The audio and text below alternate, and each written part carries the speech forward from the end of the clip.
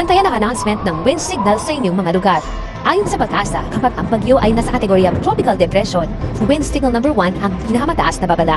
Sa unang issuance, may 26 na oras bago maramdaman ang lakas ng hangin na kayang magtataginid sa maliit na puno at sirain ang mga palay na malapit ng anihin. Kapag tropical storm na ang bagyo, hanggang wind signal number 2 naman ang babala. May 24 na oras bago maramdaman ang hangin na magdudulot ng kaunting pinsala sa mga lumang struktura, poste ng kuryente at makinang street signs at pwede ring makasira sa mga palay at poles. Wind signal number 3 naman ang pinakamataas na babala para sa severe tropical storm. 18 oras bago maramdaman ang hagupit ng hangin na magdudulot ng matinding pinsala sa mga bahay na gawa sa light materials. Kaya rin itong patumbahin ang maliliit na puno. Sa isang typhoon, aabot na sa wind signal number 4 ang babala. May 12 oras ang hihintayin bago humambalos ang hangin na kayang tumuklap at sumira ng bubong at makapagpatumba ng mga bahay, poste ng kuryente at malalaking puno. Hanggang 3 metrong storm surge din ang kayang balikan. At kapag umabot na sa super typhoon ng bagyo, wind signal number 5 ang pinakamataas na babala.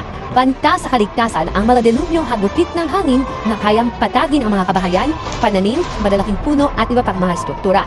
Higit 3 metrong storm surge ang pwedeng malikha at may katagalan bago mabalik ang supply ng kuryente at tubig, din ng komunikasyon at transportasyon dahil sa matinding epekto ng